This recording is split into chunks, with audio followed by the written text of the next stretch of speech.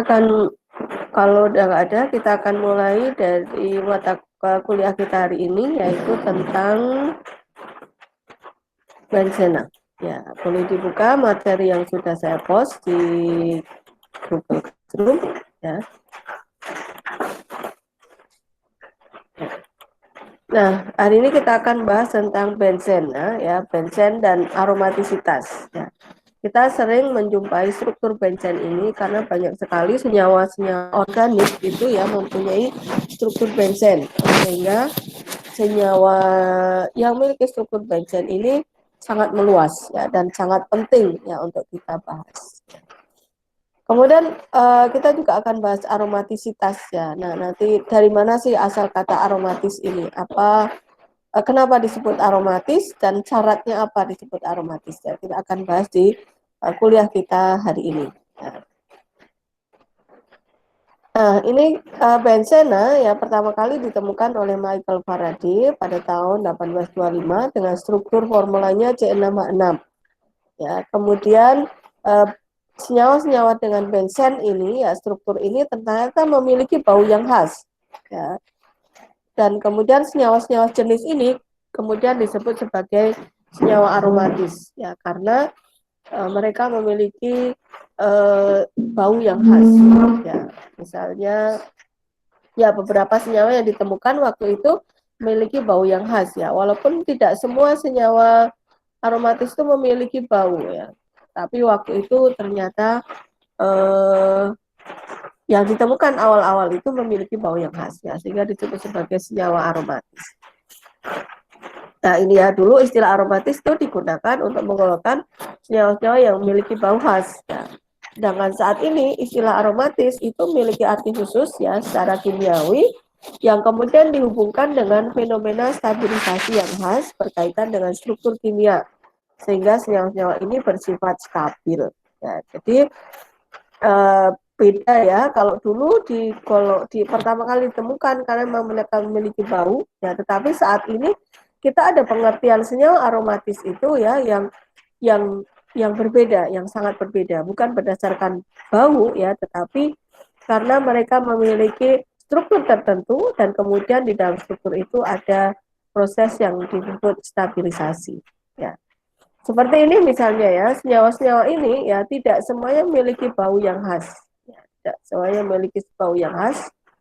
Misalnya asetil salicylic acid ya atau aspirin atau acetosal ini senyawa yang sangat Anda ketahui ya apa namanya dekat sekali dengan dunia farmasi. Amfetamin juga ya sangat dekat. Ini senyawa-senyawa ini tidak memiliki bau yang khas. Nah, tidak memiliki bau yang khas. Amfetamin, metamfetamin ini yang sering disalahgunakan. Nah, itu tidak memiliki bau yang khas, tetapi ini memiliki struktur aromatis. Ya, ini ya struktur cincin benzen ini ya, mereka memiliki cincin benzen ini. Nah, ini tidak memiliki bau yang spesifik ya, tapi dia memiliki struktur yang khas.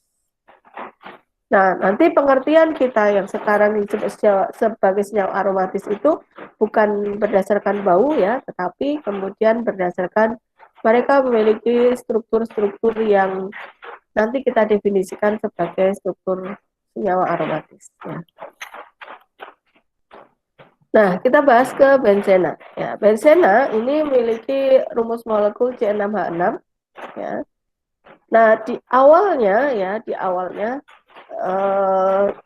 senyawa siklik dengan 3 ikatan rangkap itu ya di awalnya diduga merupakan senyawa tak jenuh ya yang memiliki ikatan rangkap biasa ya.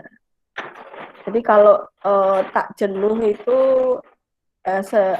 struktur molekul jenuh kalau C6 itu kan C6 H14 ya C6 H14 ya.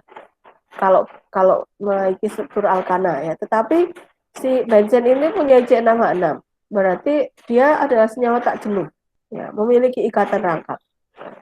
Tetapi ternyata ikatan rangkap yang dimiliki oleh benzena itu ya, senyawa siklik dengan 3 ikatan rangkap itu berbeda sifatnya dengan ikatan-ikatan rangkap yang dimiliki oleh alkena. Ya. Apa bedanya? Ya, ternyata ketika ikatan rangkap dalam benzen itu tidak menunjukkan reaksi-reaksi katalitik, ya, reaksi karakteristik seperti alkena. Ya. Sifatnya ternyata ikatan rangkap yang dimiliki oleh benzena itu tidak sama ya dengan dimiliki oleh alkena. Misalnya alkena itu mudah mengalami reaksi adisi kalau dia direaksikan dengan suatu halida. Misalnya ini ya. Kemudian bisa mengalami reaksi adisi. Baik itu alkena yang non siklik ya maupun alkena yang siklik itu kalau direaksikan dengan suatu halida itu dia akan mengalami reaksi adisi. Tetapi ternyata untuk benzen ini ya senyawa siklik dengan 3 ikatan rangkap ya, benzen ini dia tidak bisa mengalami reaksi adisi. Jadi benzen ini stabil ya, jauh lebih stabil dibandingkan ikatan rangkap pada alkena. Nah, ini fenomena yang ditemukan ya, yang berbeda pada benzen dibandingkan dengan alkena. Ini misalnya ya, etena, ini juga reaksi adisi, kalau tadi bisa dengan halida, dengan hidrogen halida, dengan HCl, ini juga bisa mengalami reaksi adisi. Ya, ini kemarin kita udah bahas ya, di bab alkil halida, bagaimana cara membuat alkil halida itu kan salah satunya dengan adisi dari alkena ya. Nah ini alkena kalau kita kasihkan hidrogen halida itu akan mengalami reaksi adisi. Baik itu alkena yang tidak siklik maupun alkena yang siklik. Ya. Ini sama ya. Tapi ini juga ya, ini tidak bisa terjadi ya kalau pemutusan ikatan rangkap adisi pada benzena itu tidak bisa dilakukan oleh hidrogen halida, ini tidak bisa. Kemudian reaksi oksidasi. Ya, ini reaksi oksidasi alkena dengan oksidator-oksidator kuat ya, kemudian bisa menghasilkan asam karboksilat ini. Ternyata ini tidak bisa juga terjadi pada benzena. Benzena tidak bisa dioksidasi oleh oksidator kuat seperti kalium permanganat ini untuk kemudian menghasilkan asam karboksilat. Ini bedanya ya reaksi, bedanya sifat pada alkena dengan sifat pada benzena, ikatan-ikatan rangkap pada benzena. Nah, kemudian Kekule ini ya membuat kesimpulan begitu ya, kesimpulan sementara tentang sifat-sifat ikatan rangkap dari benzena itu. Dari fenomena tadi yang sifat ikatan rangkap pada benzen itu tidak bisa diadisi, tidak bisa dioksidasi, ya maka kemudian Kekule ini membuat suatu rumusan ya. Dia mengatakan bahwa sifat ikatan rangkap pada benzen itu tidak sama dengan pada alkena. Ya, karena tadi memang ya tidak bisa terjadi ya. Ya reaksi-reaksi yang bisa terjadi pada alkena itu ternyata tidak semua bisa terjadi pada benzena. Kemudian dia juga membuat usulan ya tentang struktur siklik pada benzena itu ya. Struktur C6H6-nya siklis dengan ikatan rangkap berseling-seling. Ya, ini yang diusulkan oleh Kekule itu seperti ini strukturnya. Kenapa kok ini lebih pendek? Ya karena memang ikatan rangkap itu ikatannya itu lebih pendek dibandingkan ikatan yang tunggal seperti ini. Ya, sehingga Kekule itu mengusulkan seperti ini. Ikatan jarak ikatan yang pada ikatan rangkap itu lebih pendek dibandingkan yang ikatan tunggal. Nah nanti ini usulan teori Kekule yang kedua ini yang kemudian nanti akan disempurnakan lagi. Ya apakah benar seperti ini? Ya. Tapi sementara ini Kekule berdasarkan fenomena-fenomena yang dia pelajari itu dia mengusulkan seperti itu. Ya. Karena memang secara teori ya ikatan rangkap itu panjang ikatannya akan lebih pendek ya, tapi nanti ini akan disempurnakan lagi. Ya. Nah, kemudian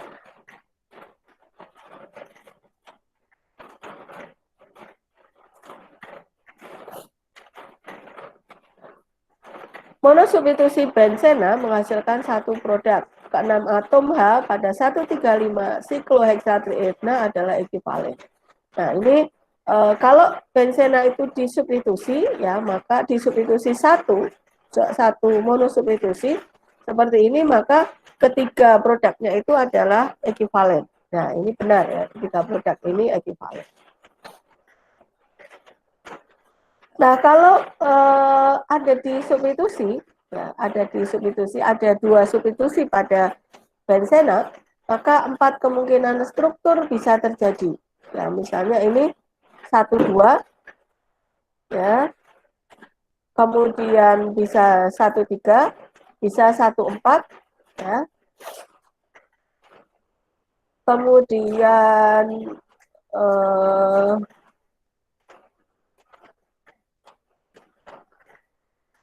ini harusnya bukan di 1,2 di sini ya, tapi 1,2-nya satunya di sebelah sini ya, tapi sama ya.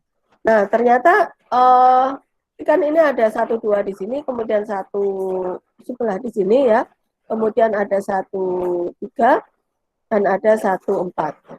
Kemudian ternyata hanya tiga macam isomer, 1,2 berinterkonversi dengan sangat cepat. Jadi hanya ada 3 macam isomer. Kalau ada dua substitusi pada benzen itu akan dihasilkan 3 isomer, yaitu isomer 1,2 seperti ini ya, kemudian isomer 1,3 dan kemudian isomer 1,4.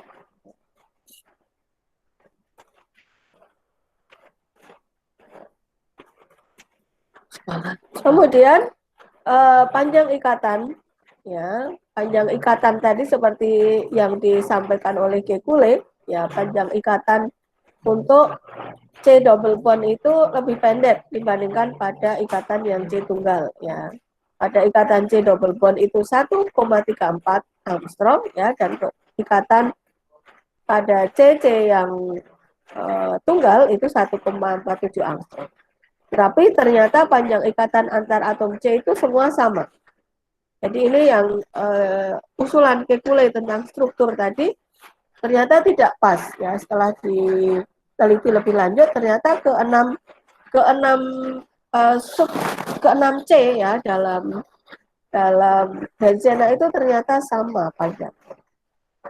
Ini yang kemudian tidak pas ya. Sehingga kemudian Kekule itu membuat revisi ya terhadap usulan pertama tadi ya, dan dia mengatakan cincin benzena itu ya, ikatan rangkapnya itu berada dalam kesetimbangan yang sangat cepat ya, dengan struktur di mana ikatan rangkap berada pada posisi alternatifnya. Jadi dia mengusulkan ya, kenapa ini kok kemudian diperoleh panjang ikatan antara yang rangkap dengan yang tunggal itu sama semua gitu kan. Awalnya kan dia mengusulkan berbeda, tapi ternyata kemudian sama. Nah, dia kemudian membuat revisi. Ini dia akan berkonversi secara cepat ya, berada dalam kesetimbangan antara alternatif satu ini dengan alternatif yang kedua ini, strukturnya. Nah, ini usulan dari Kekule. Dia berada dalam kesetimbangan yang sangat cepat. Anda lihat ini posisinya ya, di sini, kemudian berpindah ke posisi ini, yang ini berpindah ke posisi sini ya, muter itu berada dengan sangat cepat. Ini usulan dari Kekule.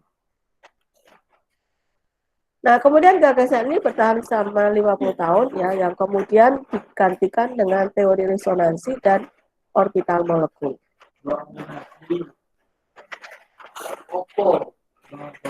Nah, ini kemudian tentang kestabilan ikatan rangkap dari cincin benzen. Ya.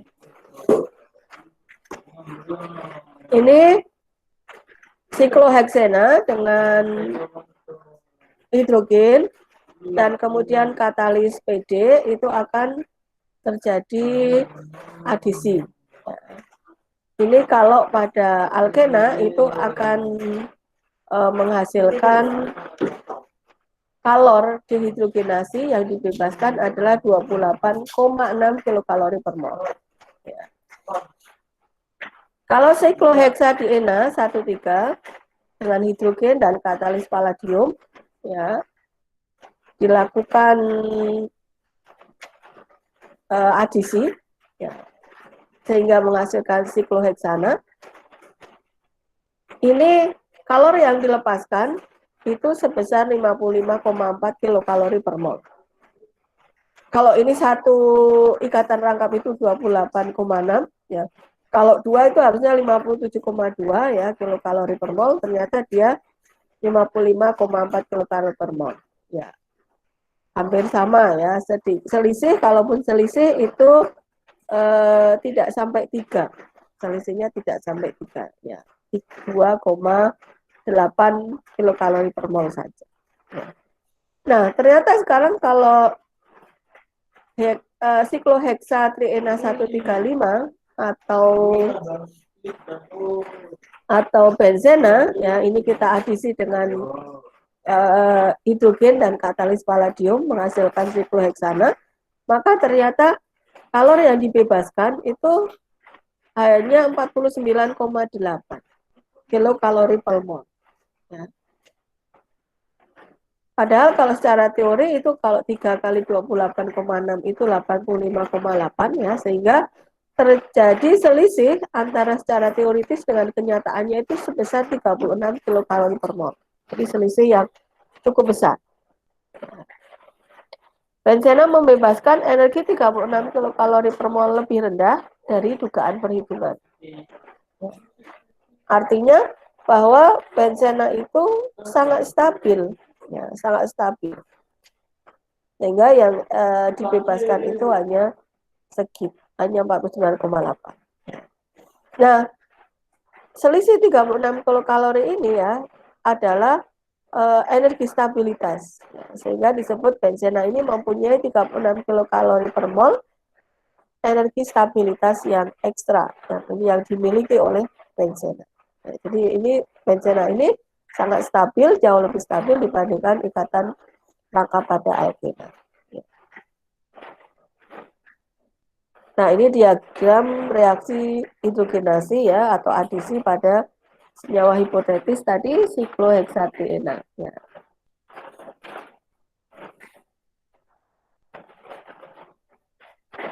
Kalau hipotetikal sikloheksatriena itu dia akan membebaskan energi. Ya, ini selisihnya. Jadi sikloheksana itu tadi 80 sekian ya. Nah, untuk benzena tadi hanya membebaskan sedikit.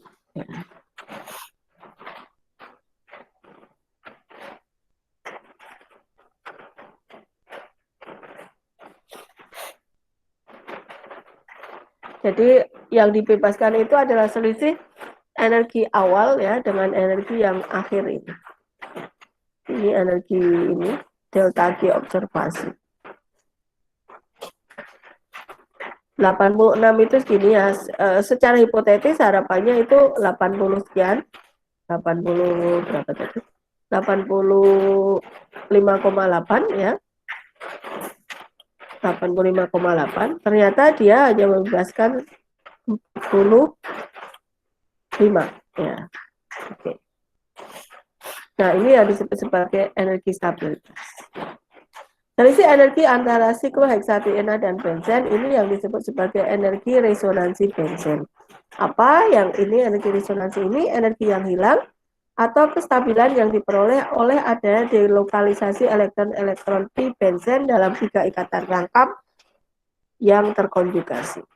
Nanti kita akan lihat ya energi resonansi itu seperti apa. Nah, dari sini ya, ini diketahui bahwa benzen ini lebih stabil. Diperlukan energi lebih banyak untuk suatu reaksi di mana nanti karakter aromatik dari benzen itu hilang. Kalau alkena dapat dihidrogenasi pada suhu kamar dan tekanan 1 atmosfer, ya tadi, sedangkan benzena itu membutuhkan suhu dan tekanan yang jauh lebih tinggi untuk bisa melepas ya ikatan-ikatan rangka pada benzen itu. Nah, tidak bisa hanya dengan dihidrogenasi dengan hidrogen ataupun dengan tadi ya halida pada suhu kamar itu tidak bisa dilakukan pada benzen. Nah, sekarang kita lanjut ke teori resonansi. Ya. Rumus Kekulé tadi ya tidak dapat menjelaskan kestabilan yang unik dari cincin benzen. Ya. Tetapi rumus Kekulé itu mempunyai kelebihan ya, yaitu memungkinkan menghitung ya banyaknya elektron pi di sini ya elektron pi pada cincin benzen itu. Ya, karena ini ada 3 ikatan rangkap ya sehingga elektron pi-nya ya berarti ada 6 elektron pi. Keenam atom C membentuk segi 6 beraturan, elektron pi terbagi sama rata di antara atom-atom tetangganya. Menurut Kekulé, dua struktur sikloheksatriena ini berosilasi secara cepat ya, berada dalam kesetimbangan tadi ya. Ini struktur Kekulé. Nah, ini struktur Kekulé. Nah, sebenarnya ini semuanya ya di dalam C ini ya ada keenam atom C ini memiliki elektron pi. Karena atom C ini memiliki elektron pi.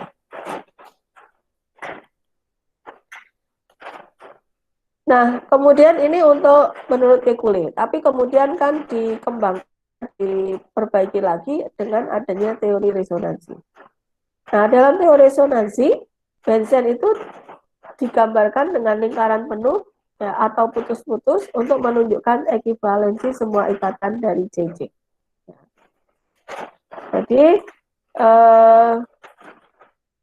teori resonansi ini merupakan penyempurnaan ya dari teori Kekulé. Ya, Kekulé ini ya tentang struktur yang dia masih membuat struktur ini perbedaan panjang ikatan ya, tetapi ini berganti-ganti dengan sangat cepat ya. Nah, kemudian disempurnakan dengan teori resonansi ya. Ini dalam teori resonansi ya, semua C itu ekivalen dan tidak digambarkan seperti Kekulé yang panjang ikatannya berbeda. Ini semuanya ekivalen ya.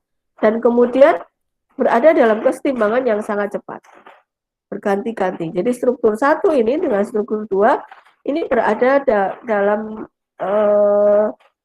perubahan yang sangat cepat sehingga hampir tidak bisa dideteksi ya kapan dia ada di struktur 1 dan kapan dia ada di struktur 2. Ya, makanya kemudian ada yang menggambarkan ya ini karena perubahan ini terjadi sangat cepat ya kemudian perubahan ini ya digambarkan dengan ini lingkaran ini digambarkan dengan lingkaran ini yang menunjukkan bahwa perubahan dari ikatan rangkap ini ke sebelahnya ya perpindahan ini ke sebelahnya itu terjadi sangat cepat sehingga membentuk lingkaran ini.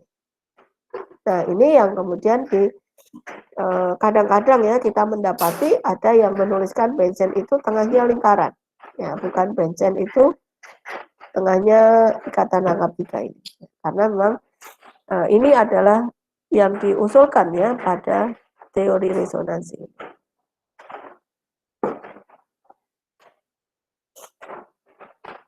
Oke ya. Nah, teori resonansi benzena digambarkan sebagai a single resonance hybrid structure ya. Jadi strukturnya itu satu. Ya. Kalau ada lebih dari satu bentuk resonansi suatu molekul maka struktur sebenarnya ada di antara keduanya. Ya, jadi ini bukan di satu, bukan di dua gitu ya. Jadi di antara ini ya kemudian dibuat struktur seperti ini. Oke. Nah, ini nanti Anda bisa lihat di buku ya. Penggambarannya. Nah. Nah, dengan struktur teori resonansi ini kemudian bisa menjawab ya mengapa terjadi ada stabilitas benzena ya, kemudian ikatan CC dalam benzen itu kok sama panjang ya, karena dia berganti dengan sangat cepat ya, dan kemudian ke semua C itu sama sehingga semua ikatan CC dalam benzen itu sama panjang. Ya, dan kemudian bisa menjawab ya mengapa hanya dihasilkan satu bentuk dibromobenzena.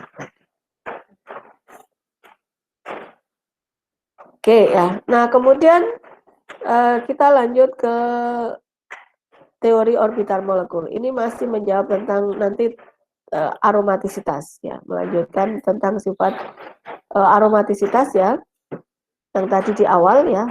Apa sih nanti definisi aromatisitas? Nah, ini teori orbital molekul melengkapi gambaran tentang benzen dengan pendekatan resonansi sederhana. Ya. Menurut teori orbital molekul ini, benzena itu adalah molekul yang strukturnya planar, heksagonal, simetris dengan semua sudut ikatan itu 120 derajat. Ya, tadi masing-masing sama ya. Ke semua sudut dari C ini sama, panjangnya sama, sudut ikatannya sama. Masing-masing atom C itu terhibridisasi sp2. Keenam ikatan sigma dari CC terbentuk dari overlap antara CsP2 dengan CsP2 dan masing-masing karbon itu mempunyai orbital pi yang tegak lurus bidang planar heksagonal. Orbital pi beroverlap secara lateral dengan sesamanya, membentuk awan elektron pi yang terletak di atas dan di bawah cincin. Jadi keenam C ini hibridisasinya sp2, sp2. Keenam-enamnya adalah sama ya, ekivalen. Ya. Nah, keenam C ini memiliki satu ikatan sigma yang ekivalen, ya, kemudian satu orbital pi, ya, semua memiliki satu orbital pi yang kemudian ini bisa overlap secara lateral sesamanya, membentuk awan elektron di atas cincin dan ada yang di bawah cincin. Jadi ini ada awan elektron yang terbentuk oleh orbital pi tadi.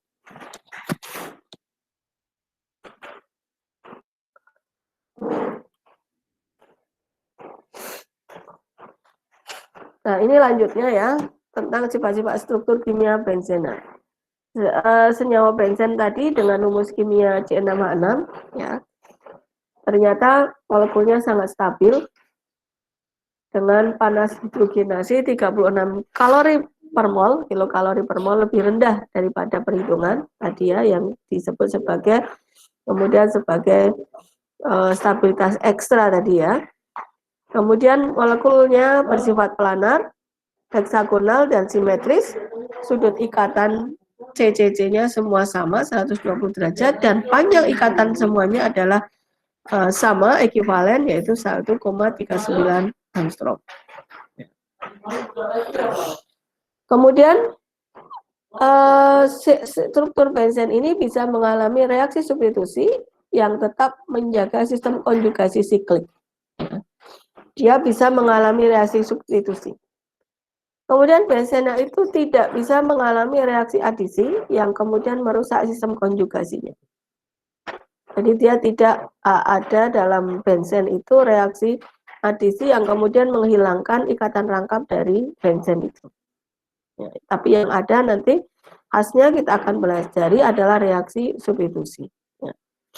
Nah, dalam teori resonansi ini digambarkan sebagai struktur campuran atau hibrida dari struktur yang diusulkan Kekulé.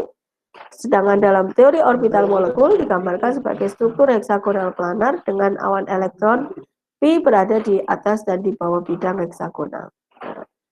Nah, kedua teori ini ya yang menunjukkan struktur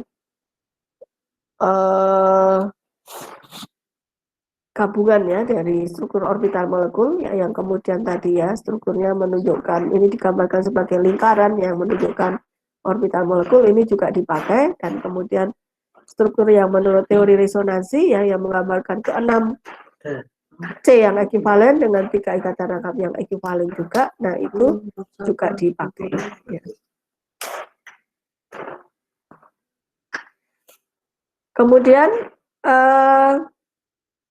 senyawa, kita akan bahas senyawa aromatik. Ya. Aromatisitas. Senyawa aromatik ini kalau tadi kita bahas ya, awalnya tidak didefinisikan sebagai senyawa yang mempunyai bau khas ya, tetapi kemudian berbeda. Nah, kita akan definisikan ini. Apa senyawa aromatik ini? Ya. Senyawaan yang cukup distabilkan oleh delokalisasi elektron pi. Ya. Struktur senyawa aromatik ini mempunyai sifat-sifat ya. Yang pertama, siklik dengan ikatan rangkap ya, dapat heksagonal, pentagonal ataupun heptagonal. Ya, nanti dia tidak harus 6, tidak harus terdiri dari 6C, tapi bisa juga dari 5C ataupun dari 7C. Ya, ini yang disebut sebagai senyawa aromatik. Nanti ada definisi tersendiri ya yang menunjukkan khasnya dari senyawa aromatik. Ya, selain siklik ya yang bisa heksagonal atau pentagonal atau heptagonal, maka senyawa aromatik itu juga harus planar. Ya, planar dengan ikatan CC terhibridisasi sp2. Nah, pada benzena sudut ikatan CC itu 120 derajat dan panjang ikatannya adalah 1,39 angstrom. Ya. Nah, kemudian secara umum ya tadi teori aromatisitas itu kemudian disempurnakan oleh Haeckel ya. Dan Haeckel ini kemudian merumuskan ya untuk disebut sebagai senyawa aromatis, maka apa sifatnya? Ya, pertama molekul itu harus terkonjugasi secara siklik ya dia, dan kemudian planar. Dia memiliki ikatan rangkap yang terkonjugasi ya, dan kemudian strukturnya harus planar. Benzena mempunyai ini ya. Kemudian mempunyai jumlah elektron pi pada inti yaitu sebesar 4n plus 2, dengan n ini adalah bilangan utuh. Ya, jadi kalau n-nya itu 1, maka jumlah elektron pi itu harus 6. Kalau n-nya 2, maka jumlah elektron pi itu kemudian 10. 4 kali 2 plus 2 jadi 10 dan seterusnya. Sehingga hanya molekul dengan jumlah elektron pi itu 2, 6, 10, 14, 18 adalah aromatik dan kemudian mempunyai ciri struktur senyawa aromatik. Jadi tidak hanya jumlah elektron pi-nya 4n plus 2, tapi dia juga punya sifat terkonjugasi siklik dan planar. Nah, itu digolongkan sebagai senyawa aromatik. Nah, kalau yang tidak memiliki seperti itu, maka dia adalah senyawa bukan aromatik, ya, non aromatik atau disebut anti aromatik. Nah, ini contoh ya. Contoh senyawa-senyawa siklik, kita lihat misalnya siklobutadiin, ini siklik 4. Berapa sih senyawa elektron pi-nya? Oh, elektron pi-nya ada 4. Ya. Nah, ini tidak mengikuti kaidah 4n plus 2, sehingga ini tidak disebut sebagai senyawa aromatis. Ini dia mempunyai struktur konjugasi ya, tetapi jumlah elektron pi-nya tidak mengikuti 4n plus 2, jadi bukan aromatis. Kalau ini benzena, ya tadi benzena itu 6 elektron pi, ini mengikuti kaidah jumlah elektron pi-nya harus 4n plus 2, jadi ini adalah aromatis. Kemudian ini siklooktatetraena, ya, siklooktatetraena ini 1, 2, 3, 4, 5, 6, 7, 8 ya, ada 8 apa namanya, segi 8 gitu ya. Nah, jumlah elektron pi-nya itu tidak 4n plus 2 ya, karena ada 8. Jadi ini tidak termasuk aromatis atau anti aromatis.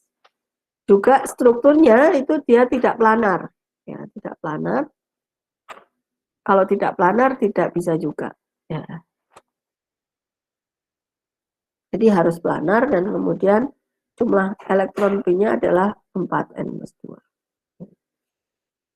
Nah, ini senyawa aromatik ya, kalau Anda hitung ini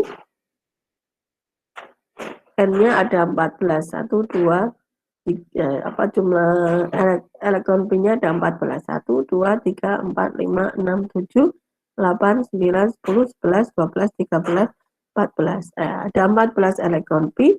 Nah, dia mengikuti kaidah ini sehingga senyawa ini ya, ini juga banyak terdapat di alam ya, cincin-cincin siklik seperti ini adalah aromatik. Jadi Anda bisa hitung ini aromatik atau tidak ya. Nah, ini untuk struktur ini karena strukturnya ini tidak planar ya, ini tidak bisa memenuhi aturan Hubble karena dia harus planar dan jumlah elektron P-nya 4n plus 2.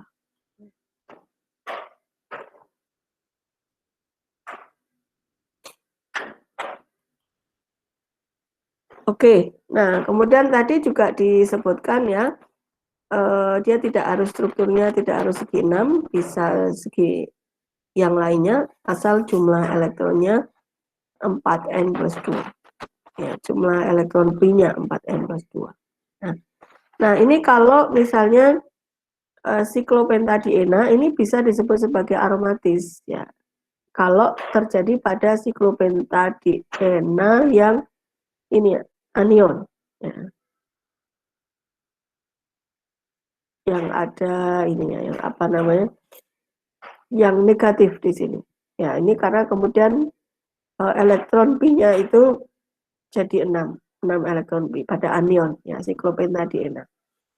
Kalau pada siklopentadiena netral ini bukan aromatis ya. Kation kalau dia positif ini juga tidak aromatis karena elektron P-nya hanya 4 ya. Tapi kalau dia jadi anion di sini negatif ya, ketambahan 2 elektron P di sini, nah ini akan jadi senyawa yang aromatis ya. Oke. Ini sama aturannya ya dengan kasus tadi pentadiena, sikloheptatriena ya, kalau dia aromatis ya, kalau dia ini sebagai kation I adalah aromatis. Kalau ini sebagai anion justru dia tidak aromatis ya, karena jumlah elektron P-nya jadi banyak ini kalau dia sebagai anion. Nah, ini kebalikannya dengan siklopentadiena tadi ya.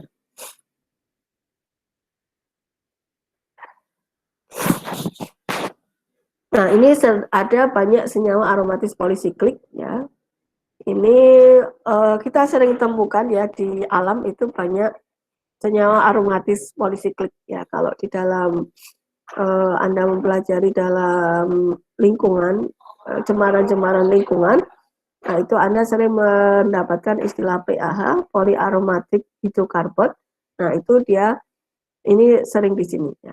Ini cincin benzen dapat mengadakan fusi membentuk senyawa aromatik polisiklik ya. Ini ada naftalen, penantren, krisin dan lain-lain. Ini adalah senyawa-senyawa aromatik polisiklik ya. Anda bisa hitung ini ya, nanti jumlah elektron P-nya berapa, coba kita hitung ya. Kita hitung dari sini 1, 2, 3, 4, 5, 6, 7, 8, 9, 10.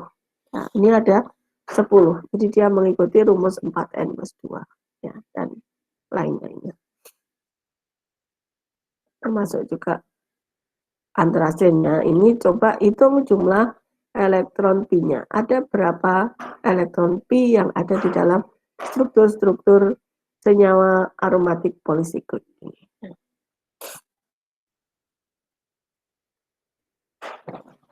Nah, kemudian ada juga ya senyawa hidrosiklik. Senyawa siklis yang intinya tidak hanya tersusun oleh atom C saja, tetapi juga terdapat atom lain, misalnya NSO. Ya. Ini piridin, indol, pirol. Nah, ini juga bisa ya. Asal ini juga mempunyai elektron P-nya. Ya. Nah, ini juga tetap bisa disebut sebagai aromatik ya struktur ini. Karena di sini N ini juga membentuk elektron pi.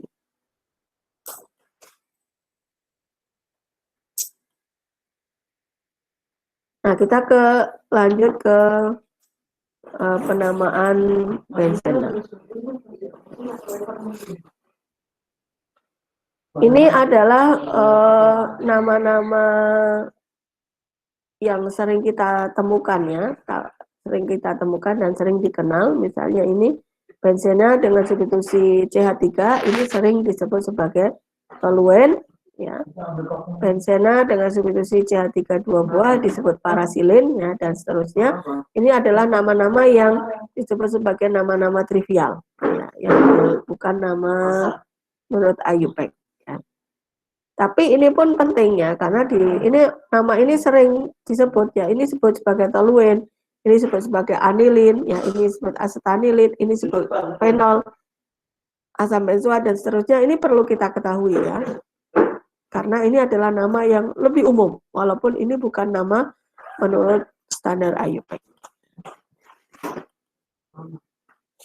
Nah, kemudian cara memberikan nama pada substitusi. Ya, ini juga nama umumnya ya, walaupun bukan standar. Ini posisi kalau ada di posisi yang langsung bersebelahan ini ya, disebut sebagai orto. Kemudian ini kalau di posisi 1 2 ya, kalau posisi 1 3 seperti ini berbeda selang 1 disebut sebagai substitusi meta. Kalau di posisi 1 4 ini disebut sebagai para ya, disingkat P. Nah, ini yang lebih sering digunakan ya, walaupun ini juga sekali lagi ini bukan menurut standar IUPAC ya, tapi ini yang sering digunakan, jadi tetap resmi ya. Ini ya, ini orto, meta, para ya. Contoh misalnya ini orto di bromobenzen ya, metakloroanilin, para klorofenol ya. Orto di bromobenzen. Ini kenapa disebut beta-kloroanilin? Nah, nanti ada prioritasnya.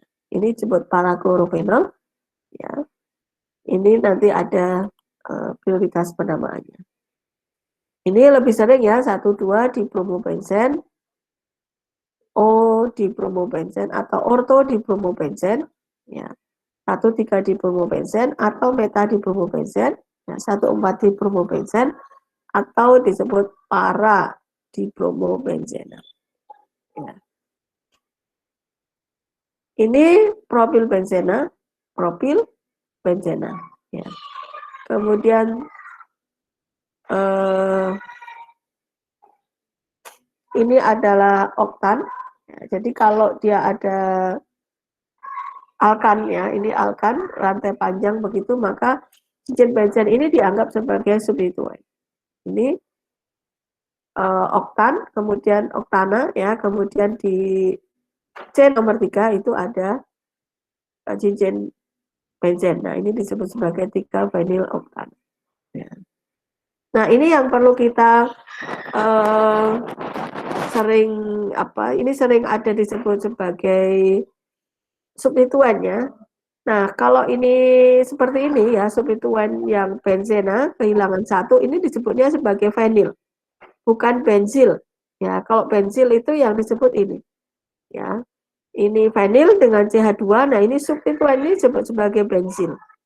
Kalau yang ini adalah vinyl. Jadi ini adalah vinyl. Ini bukan 3 benzil oktana ya, tapi ini adalah 3 vinyl oktana.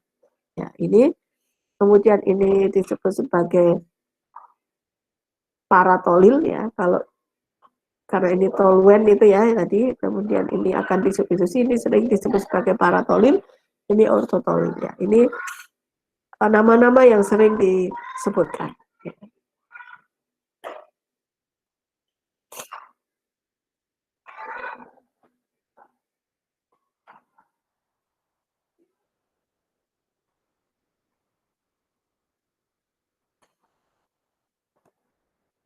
Nah, ini disebut sebagai 1 kloro 3 iodobenzen. Ya, 1 kloro 3 iodobenzen, bukan 1 iodo 3 klorobenzen. Kenapa? Ya, karena yang disebutkan di awal itu adalah yang ini ya apa namanya yang hurufnya lebih dulu, ya, hurufnya lebih dulu. Jadi kloro C itu lebih dibandingkan I. Jadi disebutkan 1 kloro 3 iodobenzen ya atau metakloro iodobenzen. Ya. Ini disebut sebagai 1 bromo 3 nitrobenzen ya, atau metabromo nitrobenzen. Ini B dulu ya, disebutkan lebih dulu dibandingkan N.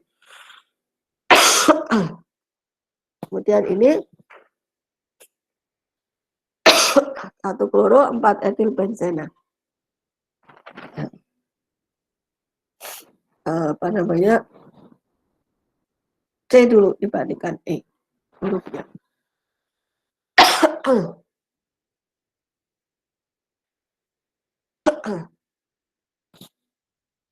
Benzena tersisa 3 atau lebih, sama cara pemilihan namanya ya. 1, 2, 4.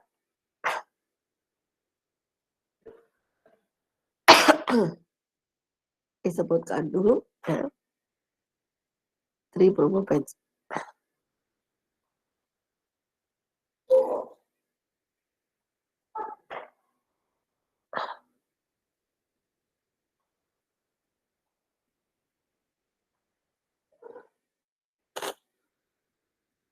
Dan seterusnya ya. Ini nama-nama trivial ya. Oke, mungkin untuk penamaan benzena dan penamaan-penamaannya sampai di sini ada yang ingin diperjelas?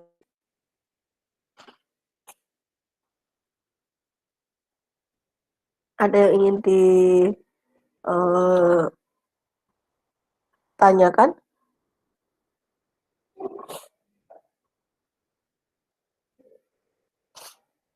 Oke, tidak ada ya. Nah, kita akan mulai, tadi sudah sampai ke sifat-sifat dan penamaan. Nah, ini kita akan mulai ke yang intinya ya pada benzena. Kita akan belajar tentang reaksi-reaksi pada benzena.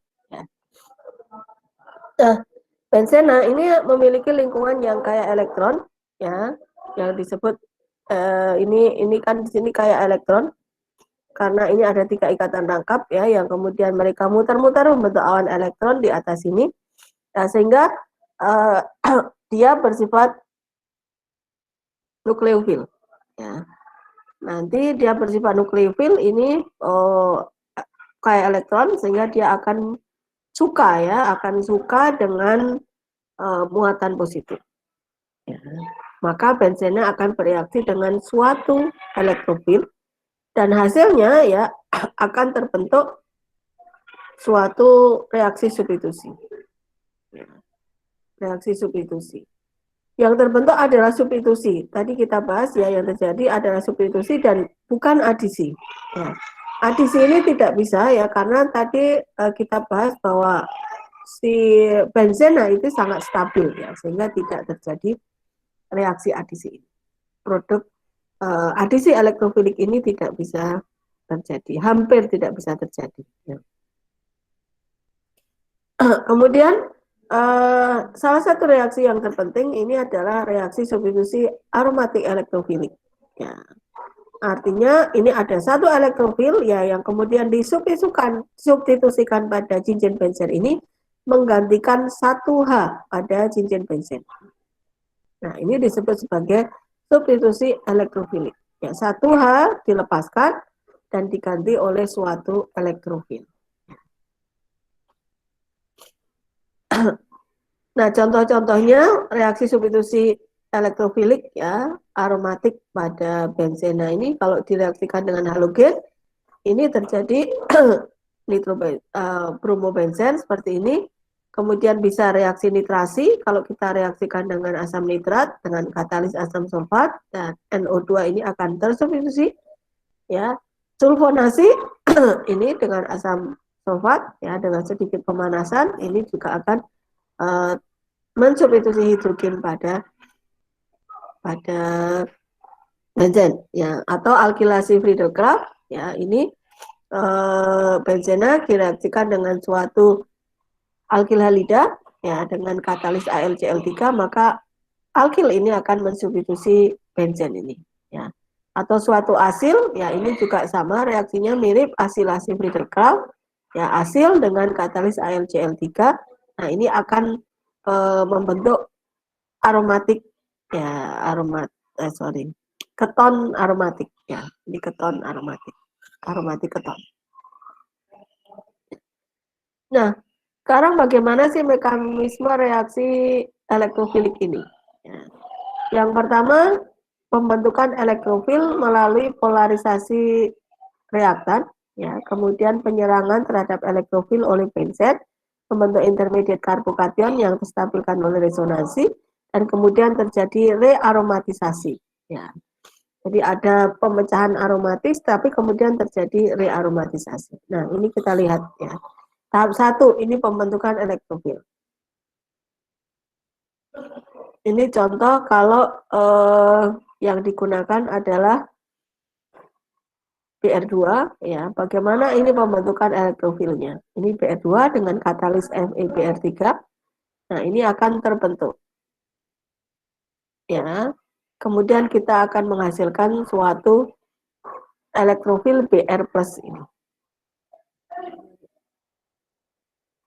Perikatan ini FeBr3 adalah suatu katalis. Ya, kalau ini Cl2 maka kita perlu katalisnya FeCl3. Ya, kalau ini Br maka ini pakai FeBr3. Ya.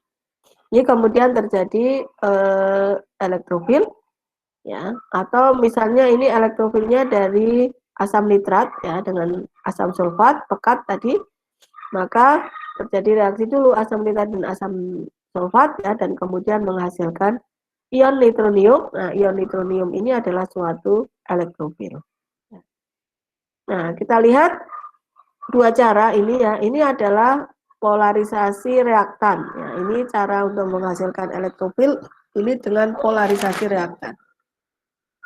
Ini ya terjadi, atau mungkin reaksi dan kemudian menghasilkan elektrofil dan melepaskan suatu air. Ya, ini melalui dehidrasi reaktan. Kalau ini polarisasi saja, sedangkan ini menghasilkan air atau melepaskan air sehingga disebut sebagai melalui dehidrasi reaktan. Ya. Ini ada dua cara. Ya. Tahap pertama adalah pembentukan elektrofil.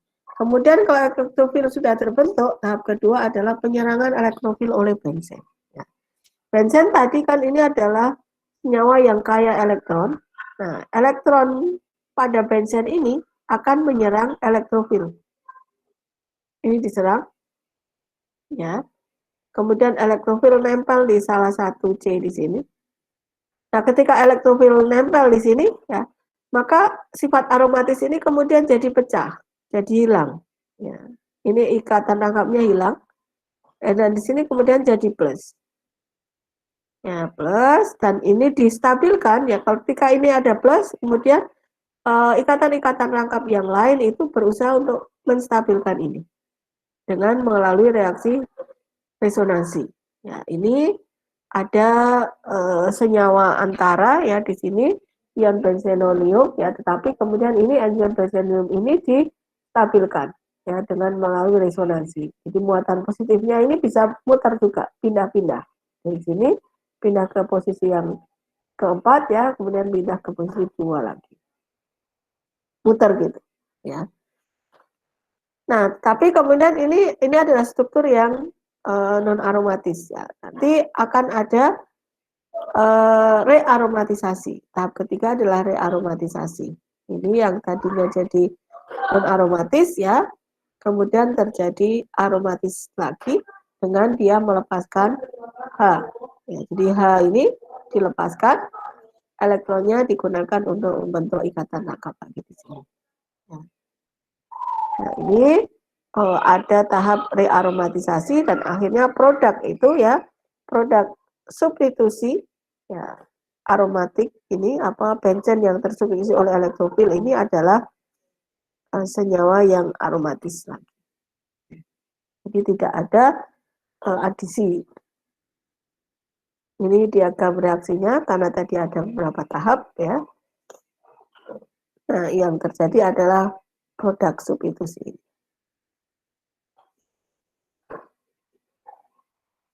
Ini contoh-contohnya ya tadi kalau brominasi tadi kan ini pembentukan elektrofil dulu ya.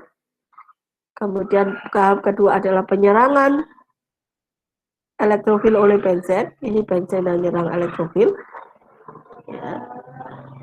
Kemudian ini terjadi produk yang intermediate yang non aromatik ya, benzenonium. Nah, ini distabilkan lagi terjadi rearomatisasi. Ya, tahap ketiga terjadi rearomatisasi dengan melepaskan H ya, hanya dilepaskan dan kemudian terjadi produk yang aromatis lagi. Ini. Jadi ada 3 tahap pada reaksi substitusi elektrofilik. Nah,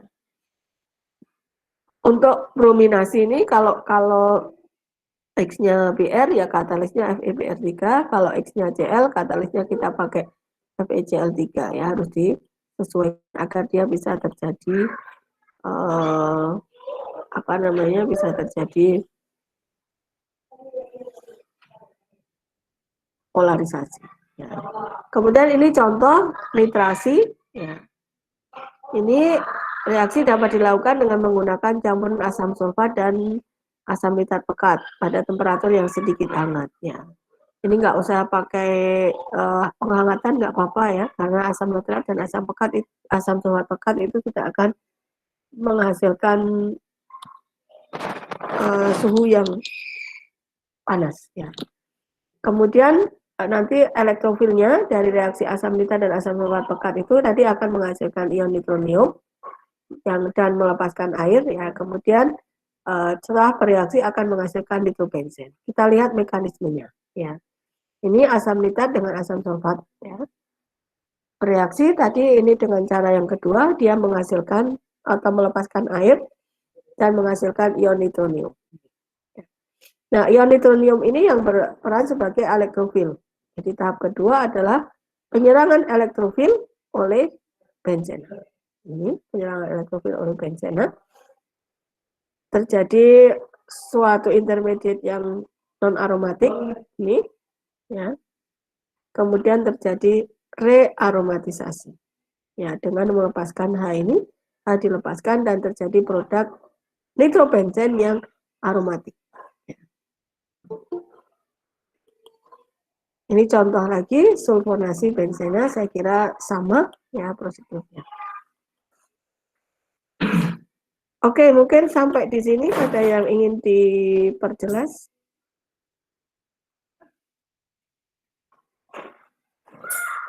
Ada yang ingin diperjelas?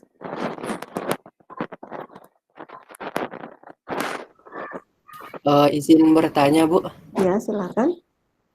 Untuk di reaksi nitrasi benzena, nah di situ kan ada setelah itu yang pengikatan NO2. Nah, kemudian si H-nya itu kan berikatan dengan B. Nah, B-nya ini berasalnya dari mana, Bu? Oke, ya. Nah, itu bahasa yang dilepaskan ya. Ini nanti berikatannya dengan ini yang dilepaskan di sini. Kan dia asam nitrat. Ini slide saya kelihatan nggak? Masih terlihat nggak? Slide-nya udah ketutup. Oh, ketutup ya. Ini saya lihat share-nya kok hilang ya. Nah, saya mulai baru.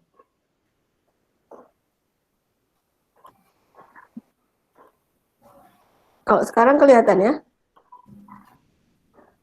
Nitrasi benzen, oke. Sudah kelihatan.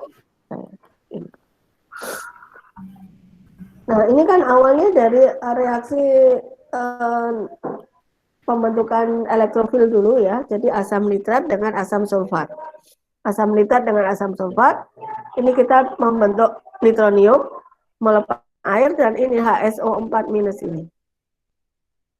Nah, yang tadi B-nya itu adalah basanya itu adalah basa SO4 ini.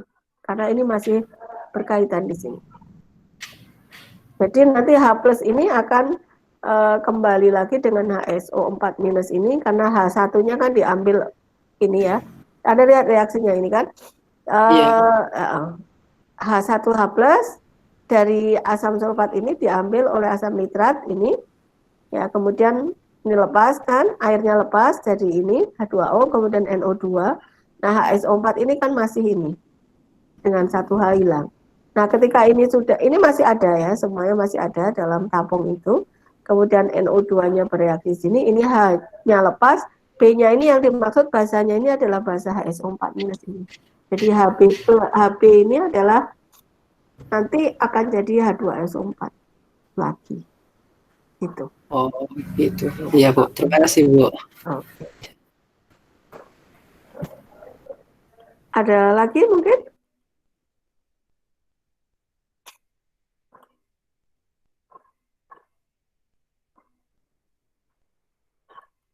Boleh lewat chat juga, oke.